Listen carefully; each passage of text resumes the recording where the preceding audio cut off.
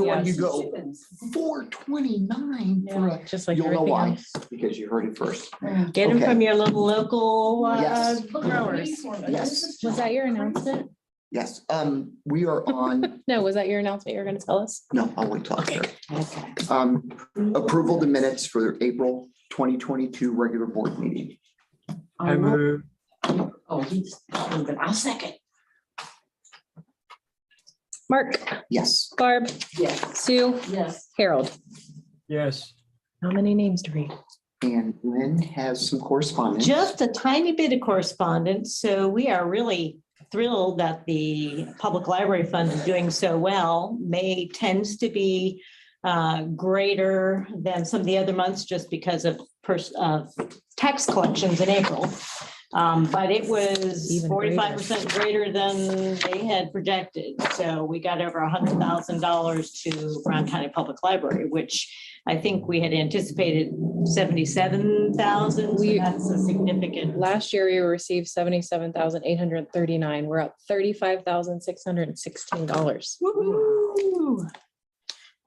We did receive in the mail on Monday, the journal entry from the Court of Common Pleas, officially reappointing Barb Veros, but we could not connect to get the judge here this evening. So we will try and make that happen for next month. And if for some reason he is unavailable, we can go to, yes, to his chambers. And yeah.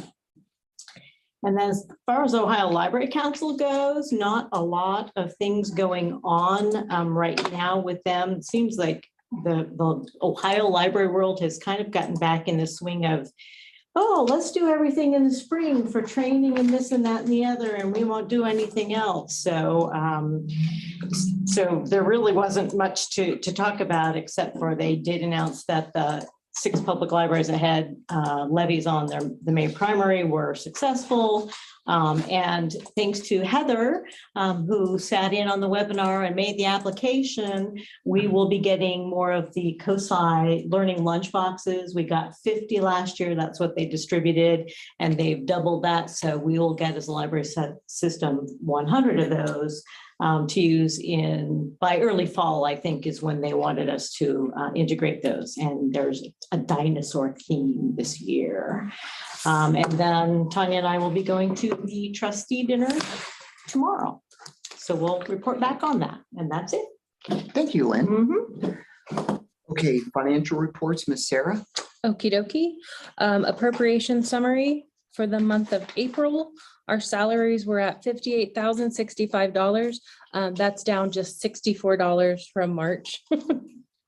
Employee fringe benefits, $16,008. That's up about $1,600. Purchased and contract services, $19,712. That's up about $4,700. And then library materials, information and supplies, that's down about $2,500. So overall for the month of April compared to March, we're up about $3,700. Total month-to-date expenditures for the general fund, $109,943. Month-to-date expenditures for all funds, $116,114. Bank reconciliation report. For the month of April, I brought in $99,188 in receipts. My payments were $117,121. I had $1,001 of adjustments. Those were all friends.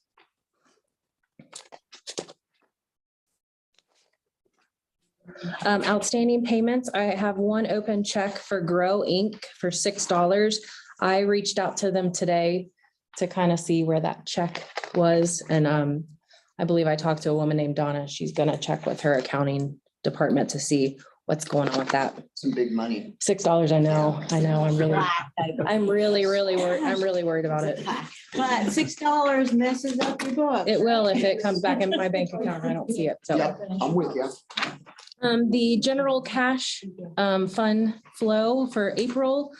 For April, we brought in $64,457 for PLF, 8281.93 for property, general property tax. I had received a bunch more in March, so this was just a little bit extra. Services provided from other entities, $6,890, other receipts, $1,125. My total general fund revenue was $80,754. We already talked about salaries and benefits and such, but like I mentioned, the total general expenditures for the month of April, $109,943. So cash summary by fund, I do want to point out a little boo-boo that's on this report. You'll see the fund on the left-hand side, 2802. There's a total fund adjustment revenue of $80.77. Lynn actually pointed that out. I coded interests for the People's Bank to the wrong fund. And so I've corrected it since then. You won't see that next time, but she's like, what is this? And I said, I'm thinking, we don't have any more coronavirus let me money. let me research this. And in like 30 seconds, I was like, I coded that to. So I appreciate her second set of eyes on this. So cash summary by fund, total expenditures, $116,114. The spreadsheet report, my payment listing by accounting. So those are the payments I made, $45,347. You'll notice the April 15th and the April 29th payroll. One was $30,243. The 29th of April was $28,496. The OPERS board share was $8,151, Medicare $816, health insurance covered by the board $4,969. You'll see the local taxes, which brings the total expenditures $116,114.56. Any questions about any of the payments that I made? I think they're pretty all straightforward. Nothing out of the ordinary. Fund summary report, like I mentioned, $116,114 with my month-to-date expenditures. Open POs, $338,764. A lot of that is library design. I had 2 open POs left from 2021, and I'm happy to report I closed one of those 2, so I only have 1 left. So hopefully that'll get closed shortly. So What's the one that's left? library design. Okay. Yep, and then that is, oh, I didn't write down. Yeah, 11,325. So any questions? I just have one, the cash flow report that you did. I'm sorry, I was doing something else. No, that's We were good. talking about that. We have the advance out showing that we did in March. So Yes. Are you going to wait to show it going back in until we actually do it, or are you? That's what I was planning on doing. Do you think it should stay consistent through all the report? It doesn't show on the appropriation summary report anymore, so that's kind of where I get that Is it bottom not number. showing up anywhere else? And that was what I wasn't sure of, because I know that it's not supposed to impact the balances of anything that we're doing. Yes. in advance, but I didn't know if we, because we know we're going to be paying it back, if we should show it. I can do it I either don't way. know. I always take that bottom number from the appropriation summary report, and If once that matches. it was, yeah, it was gone for April, but I can include it. I just think we need to remember. Yes. That we're gonna have to Oh, put that money back in the general fund, whatever that. however Maybe, that works. maybe I make a note somewhere on here. Yeah, maybe just a note that in 2022, Yeah. 56,000, Whatever. Yeah. Or something. Yeah, I'll make a note on it. It's too little for my eyes, I know. Katie. I will add a note to that report. Any questions for Ms. Sarah? No? All right, then I need a motion to accept financial investment reports, approve paid bills, and accept donations. I move. I'll second. Mark, Yes. Barb, Yes. Sue, Yes. Harold. Yes. I need a motion to approve the purchase order to Book Farm for children's books in the amount of $8,380.07. I move. Mark, Yes. Barb, Yes. Sue, Yes. Harold. Yes. And just as an FYI, normally we don't for regular book purchases, we just do this as an ongoing expenses and we don't come to the board for anything like that. However, for Georgetown, which is for the last however many months, which has had no place to put children's books, has been holding off on buying them. So now that it's within sight to be able to see the shelving in the downstairs, everything that they've been waiting on, we were pushing it through in a single order. So that's why it's so large all at once. We thought for the auditor, we'd better make sure, since it's over 5,000, that it was officially approved by the board, even though we could spend it regularly during the months and, it would never have to be approved that way, so. Okay, I need a motion to approve the purchase order,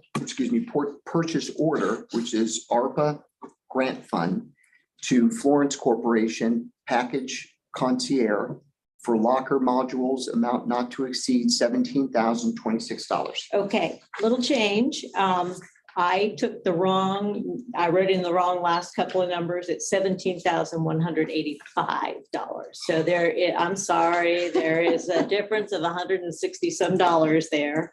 I took that amount off of the original grant application rather than taking it off of their current quote, so. But again, this is an approved grant, but because the amount is so much and we're ready to start that process. That's why. I'll move. I'll second. Yay, thank you. Mark, Yes. Barb, Yes. Sue, Yes. Harold. Yes.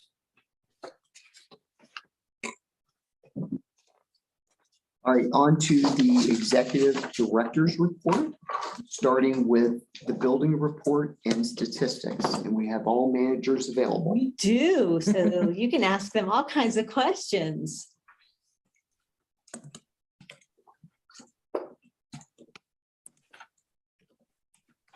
Or if you don't have any questions, you can just ooh and ah over the cute little pictures that were included in the No, report this time. I've got a couple of questions for Heather. I thought that would be the case.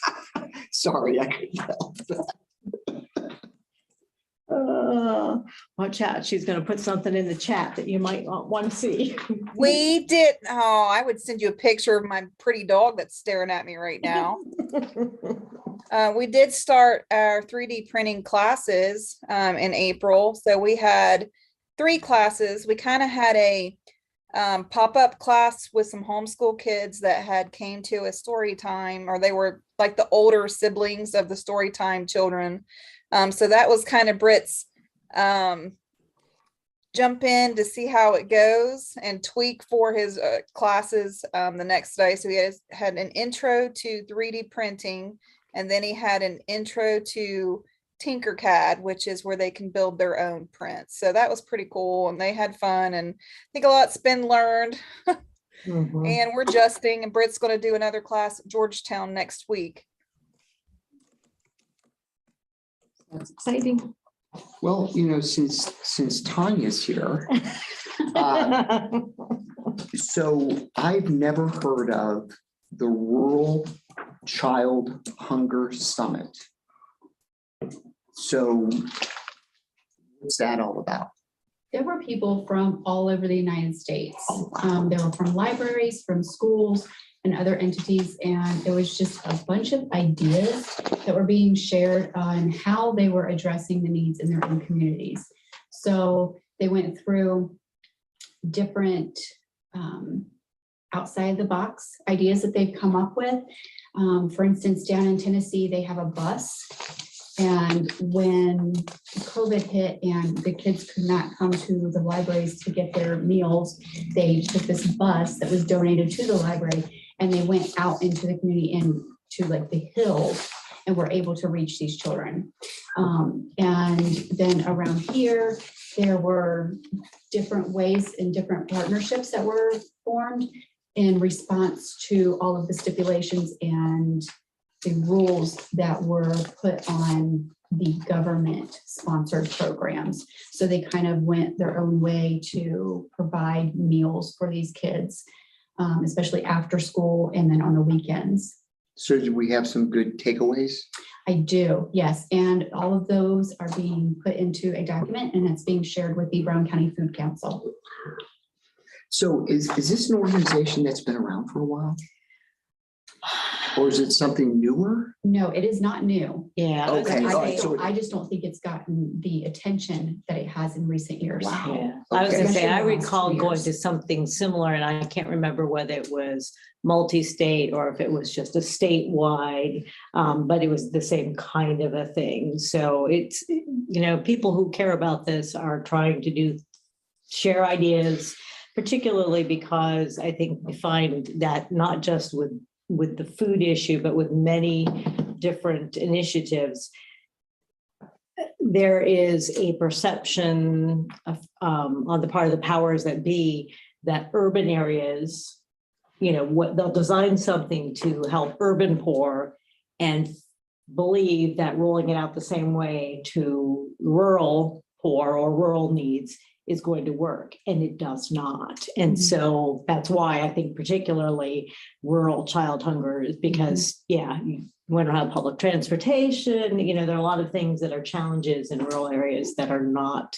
in urban areas. So There are a lot of really good ideas that we are actually going to implement in this branch also.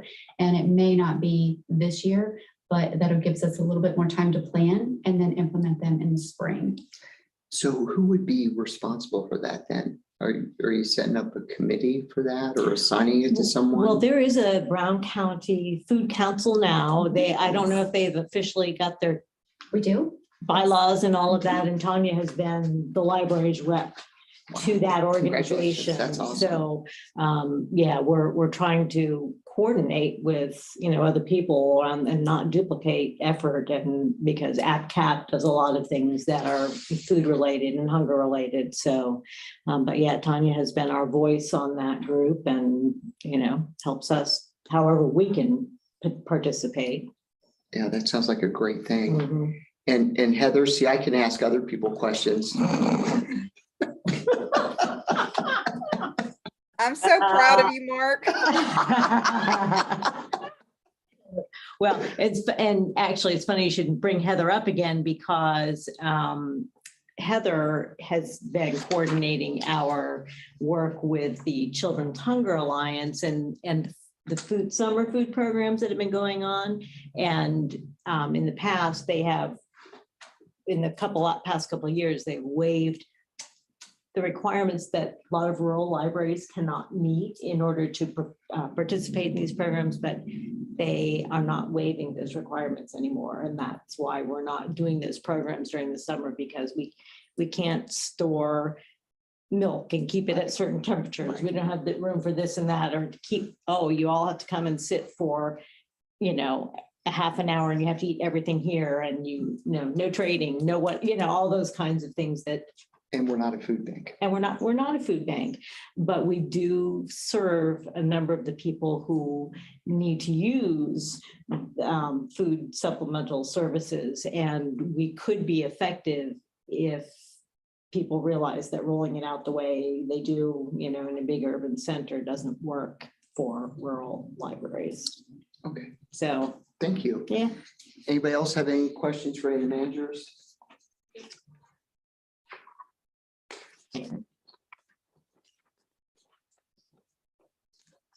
Statistics missing. All righty, so you got just the summary and the chat this month, because we only give you all of the stuff, all the little detailed stuff once a quarter.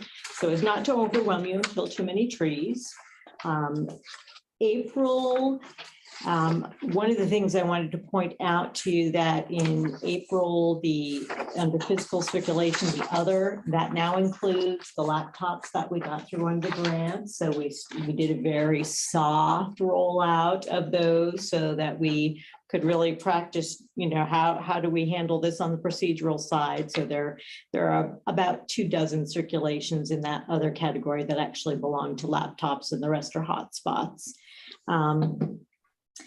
Jumping down to collection, while you should expect to see us weeding and discarding regularly, maybe average of 500 to 750 items per branch per month. Various branches are preparing for spring book sales, and so they'll have a little bit more than usual. I don't know, sometimes they do bunches of magazines as well, and those issues all add up as well. So that's another reason you might see so many. And then I'm really interested to see what will happen next month as we look at the May report and see whether we're starting to see a lot of summer reading program signups for library cards. So, and we'll also see that the elevator will have gone back into service. I'll make that little update to our notes on the bottom of it, but that's really it. Okay, thank you, Lynn. Mhm. So now we go to announcements. Announcements. I do have a couple of paper copies of the announcement sheet if anybody wants any. No, yeah. Oh, that was a hand wave, not just a no, I don't want it. I'll take one. You'll take. Be more specific with your hand wave. Yes. Well, if my fingers work, you can. Thank you. Yeah. Okay. Yeah. All right. Okay, so just a couple of things that I want to point out to you. A lot of facilities things going on, as the weather has gotten better. Some of our outdoor contractors are being able to do some things, but it's also time like for our quarterly pest control services. And I know Fayetteville is thrilled that the storage shed is in progress now. We've got our landscaper site work guy scheduled, and the shed itself is actually, we've initiated construction for that, so that'll be nice. And we've got some site preparation going on and completed for Mount Orb's new lockers, and Sardinia doesn't really need much, maybe a little bit of moving of some network or electric, but that comes a little bit later after the company package concierge Florence company comes and does their site visit. And then since we're here in Georgetown, I gave them a list of a number of things that, the elevators pass inspection, furniture in the pod's gone, restrooms are painted and tile is up in the downstairs. And actually the changing tables are installed now. Those look really nice, and stairways are in progress, and carpet is on site in Library Design's warehouse. So we're really just waiting for the rest of the deconstruction to happen in the room that's below us so that they can paint and put up the replacement beadboard on the walls before the carpet goes in. And what was the date again of the water loss? The last day of August, yeah. So That's September, October, yeah. November, December. +5. Mhm. Not No. much. Yeah. Okay. Somebody could have had a baby by now. Yeah. Yeah, And we don't have the total price on that yet. we do not. We know it's north of 100. Oh, we would say it's probably going to be 200.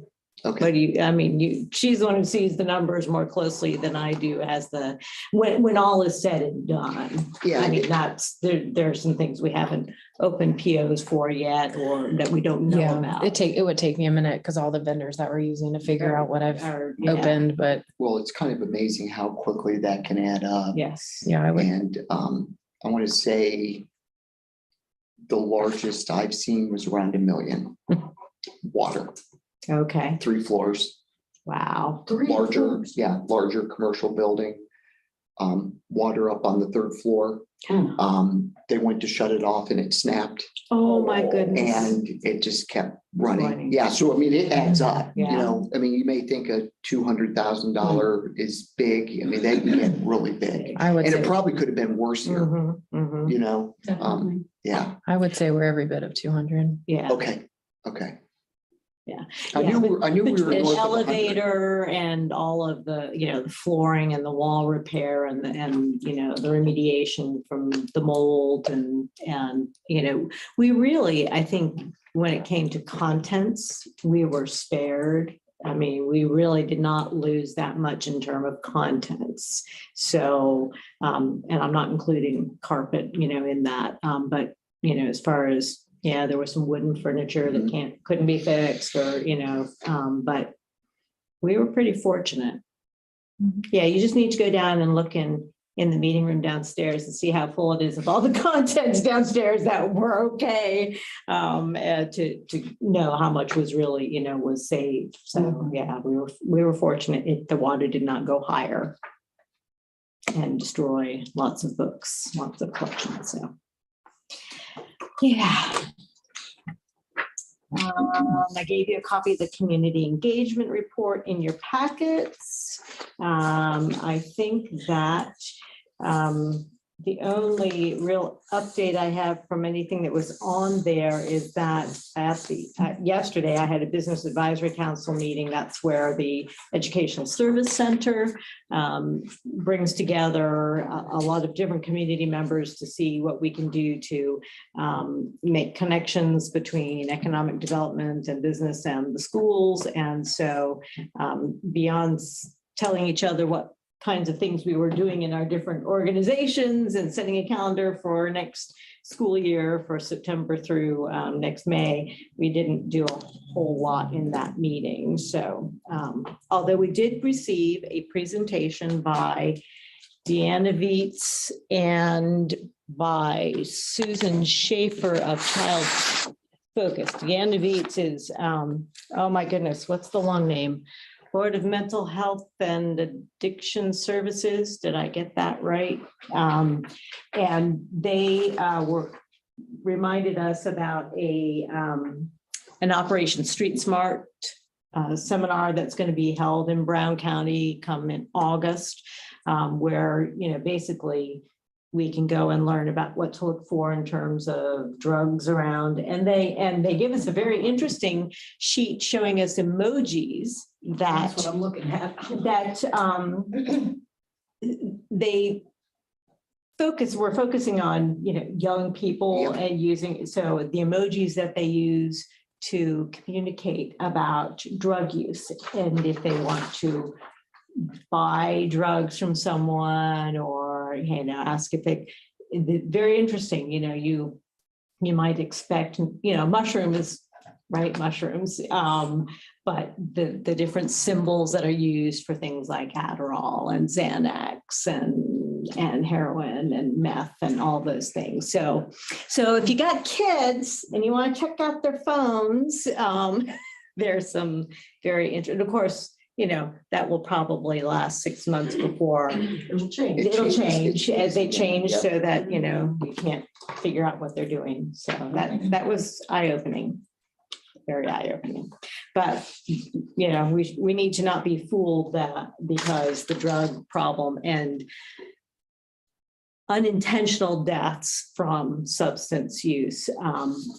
Brown County's been in the top 10, of the state for however many years, from 2011 on, or 2000, probably earlier. I'm not sure when they started keeping those statistics, but it continues to be a problem. But I guess now the biggest issue is not just opioids themselves, but the fact that fentanyl is being put in everything, and vaping is, I guess, is a huge issue because that's an easy way for it to be hidden. And if they don't realize, just tiny amounts of that can lead to death. So it's still a big problem. Other things going on, just a quick, so I listed some of our funding opportunities and the Emergency Connectivity Fund, which they extended, and we have been getting in our reimbursements. We've probably got another $6,000 coming in to cover hotspots through the end of June. And then assuming we are approved for the next year's set of funding, which is one of those no-brainers, that should bring in another almost $19,500 because that pays at 100% of that cost. The regular E-rate program, I did file all of those forms. And again, because we only asked for internet reimbursement, it's pretty much a no-brainer. We're in a multi-year contract. So there's very little for, anybody to go, oh, we're not going to approve something we've already approved for the last 2 years. That should bring in another $12,500 to help us with our costs. So, and that's kind of it, except that summer reading program is starting up in the middle of June, June 13th. And I did bring some copies of programs for each of the buildings. If you're interested, you can take whatever you'd like and share those. They've got some really neat things going on this year. And managers are going to a day-long leadership and management conference on Friday. It's an OLC. So that's it. A lot Okay, of stuff. thank you, Lynn. Mhm. Anything on committee reports, personnel committee? Except that I didn't do a formal minute since we discussed it last time, but I will submit that so you have it for the record. Okay, thank you. Okay, number 7, I need a motion to approve renewal of the Ohio plan, 7/1 of 22 to 6/30/23 at a cost not to exceed $15,000. The quote is unavailable at the time of mailing, and I think I typically like to.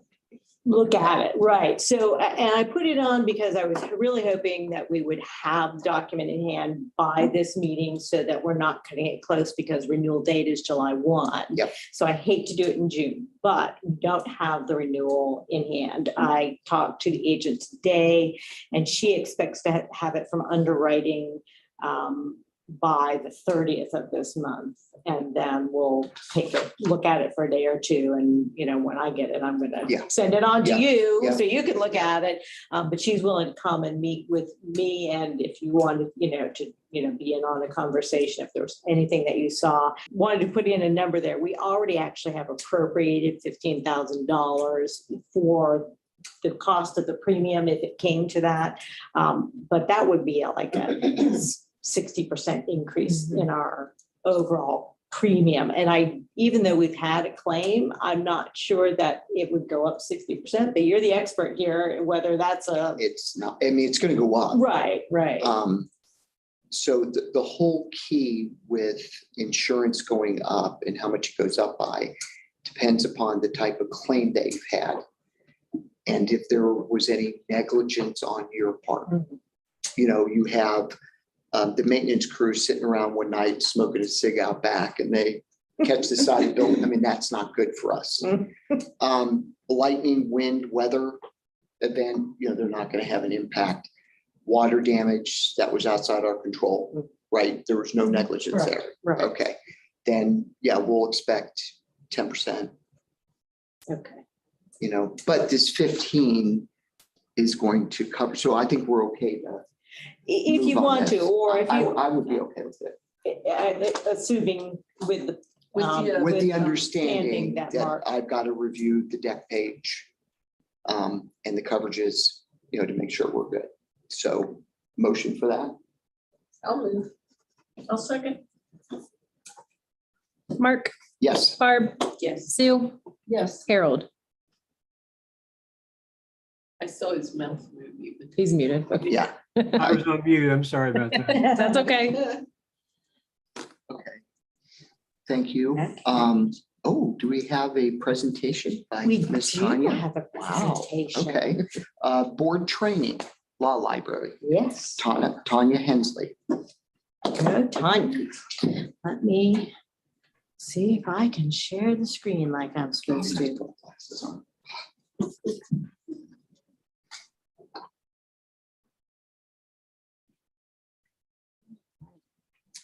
So I have to talk a little fast because I have a lot of information in here and I only have 10 minutes. So the Brown County Law Library. So you are in the law library now. You can go ahead.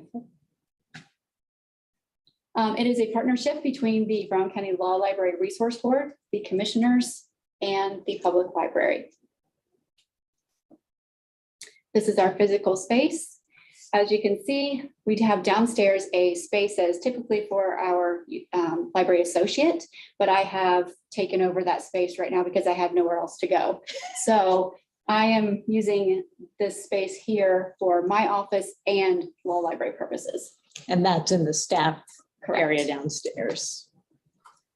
Our law library associate is typically 30 hours, a combination of law library and public library, prepares the meeting documents, and manages communications, implements and approves the approved budget, processes invoices, takes care of our print and digital legal resources, is in close communication with the State Law Library Consortium, does legal research within some guidelines there. So we have people that come in and say they need a specific form. We do have the pro se packets that are up here in the law library. We can direct them to that. Or we have other forms that are pre-printed, or we can look for a form on the website or on the Hamilton County website, which they have a lot of documents on there that we can use. We can't give legal advice, but we can refer them to a specific court or tell them they need to get legal representation or seek legal advice. And we also can coordinate the grant submission every year. We take care of deliveries to the law library, common pleas court, municipal court, juvenile probate, the prosecutor's office, and the sheriff's office.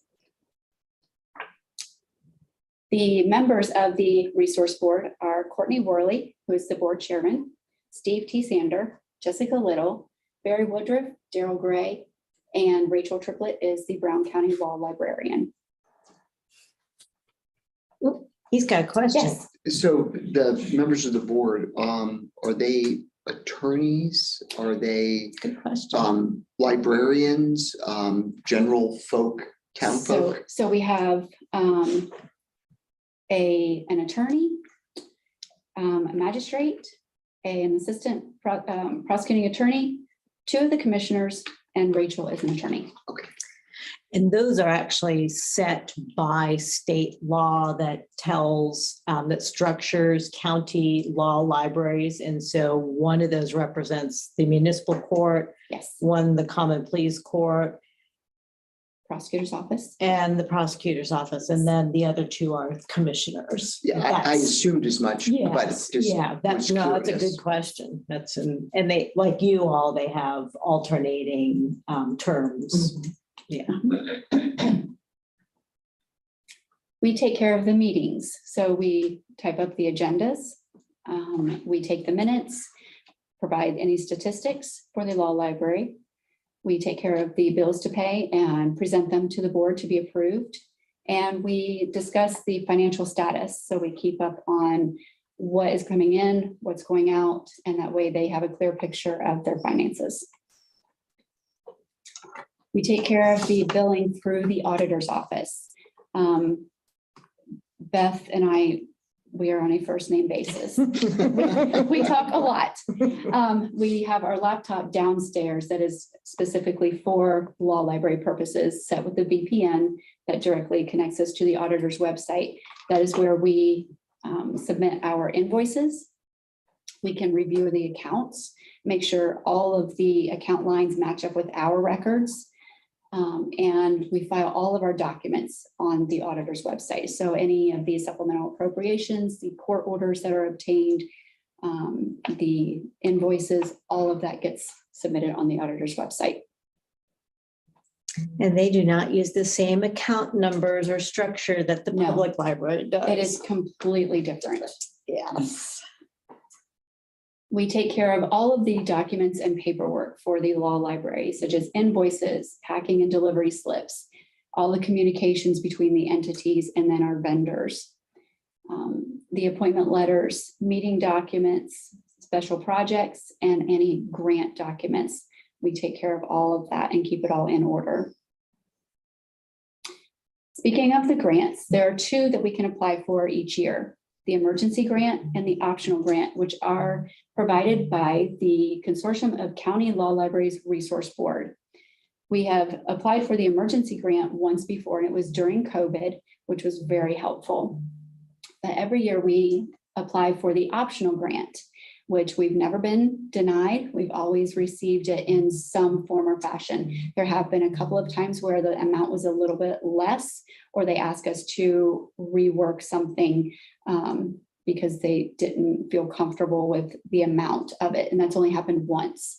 But typically we ask for the American Association of Law Library dues for 2 people, the ORAL dues, which is the Ohio Regional Association of Law Libraries for 2 people, the ORAL meeting and conference that's annually held in the fall around the state of Ohio. Any special projects, we have asked for a laptop and a printer before to update our equipment. Our most recent project was the ordinance project. Over the last several years, we have worked up here in the law library to provide the ordinances for Georgetown and the surrounding towns and villages so that the public or the professional community could come and easily access them. The latest portion of this was the video production of a informational video to explain what ordinances are and how to use them. And I will let you take a look. This is our debut viewing of our video that my team put together. And this was funded by a grant. Yes. Yes. Well, maybe. Tanya, what is the annual budget for the law library? Right now it's all over the place because they have been working really hard to decrease their expenditures. So I would say right now it's about 65,000.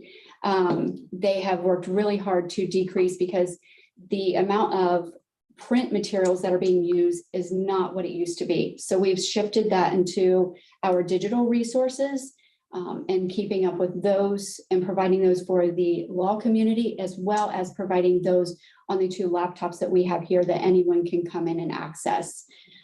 So they've worked really hard to decrease their expenses because their revenue has greatly decreased with the decrease of fines and fees that are coming in.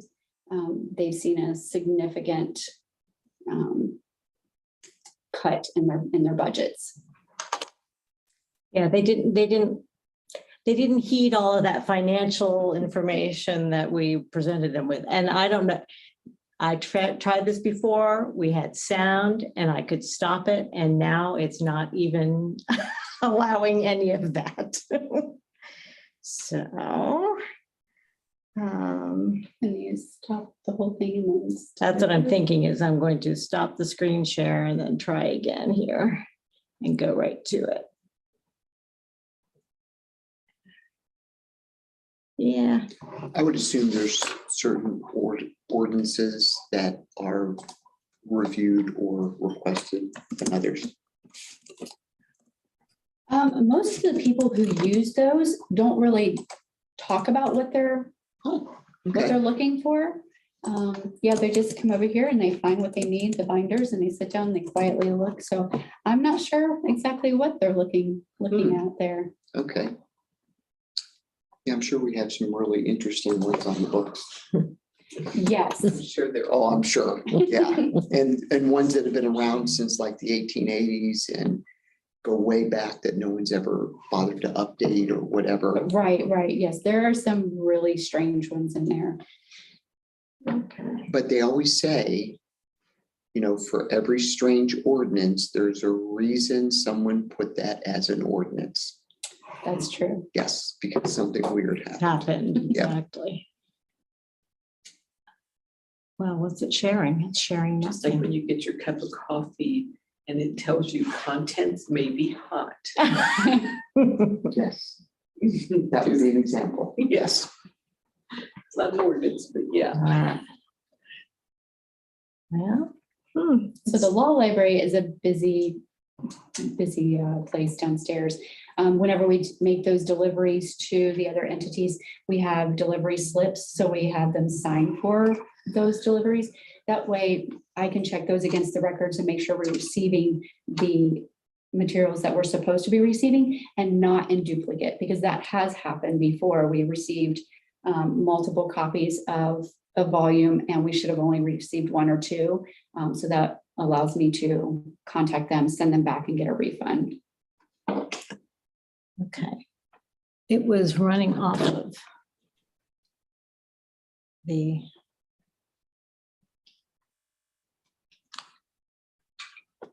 volume before.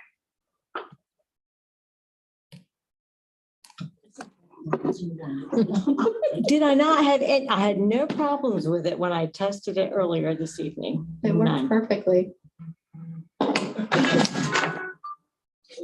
Sorry, I didn't put that on.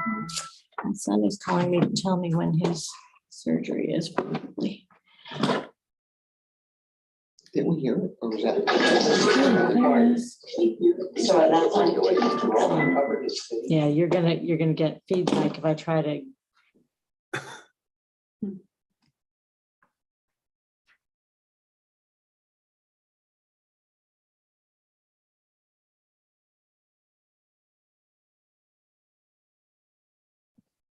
I think to keep it from having feedback, you had to actually turn like the YouTube off. The last time you tried to play a video.